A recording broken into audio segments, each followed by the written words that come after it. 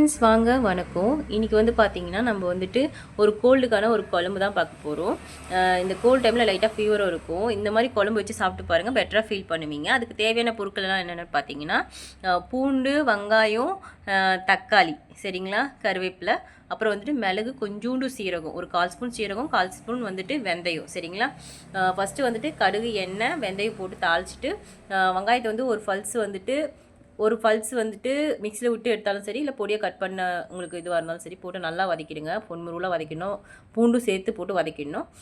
பாதி பூண்டு வந்து கருவேப்பிலை, அப்புறம் வந்து பார்த்திங்கன்னா தக்காளி போட்டு நல்லா பேஸ்ட் பண்ணி அதில் ஊற்றிடணும். ஊற்றிட்டு நல்லா பச்சை வாசனை போட்டு வதக்கிட்டு மஞ்சத்தூள், மிளகாத்தூள் போட்டு கொதி நல்லா ஒரு 2-3 கொதி வந்த பச்சை வாசனை போன பிறகு மிளகு, சீரகம் அரைச்சி அதில் ஊற்றிட்டிங்கன்னா மிளகு பூண்டு குழம்பு ரெடி ஃப்ரெண்ட்ஸ். பெட்டராக ஃபீல் பண்ணுவீங்க. இந்த கோல்ட் டைமுக்கு ரொம்பவே நல்லா இருக்கும். நாக்குக்குமே வந்து நல்லா இருக்கும், பசியும் நல்லபடியாக எடுக்கும், சரிங்களா. ஆன்டிபயோட்டிக் பூண்டு, மிளகு, சீரகம், கருவேப்பிலை 3மே வந்து ஆன்டிபயோட்டிக். நிஜமாகவே நல்லாயிருக்கும் ஃப்ரெண்ட்ஸ். செஞ்சு பார்த்துட்டு எப்படி இருக்குன்னு சொல்லுங்கள். இப்போ நான் வைக்க போகிறேன். வச்சுட்டு வந்துட்டு சாப்பிட சொல்ல உங்களுக்கு கண்டிப்பாக ஷேர் பண்ணுறேன் வீடியோவில், சரிங்களா ஃப்ரெண்ட்ஸ். உங்களுக்கு இது ரொம்ப யூஸ்ஃபுல்லாக இருக்கும். நான் அளவு எல்லாமே சொல்லிட்டேன் உங்களுக்கு.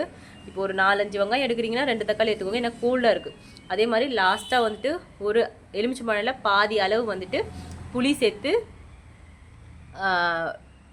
கொதித்து இறக்கிடுங்க. இந்த குழம்பு ரொம்பவே நல்லாயிருக்கும். ரொம்ப புளிப்பும் சேர்த்துக்காதீங்க, அதனால தான் நான் பாதி சைஸ் அளவுக்கு வைக்க சொல்கிறேன்.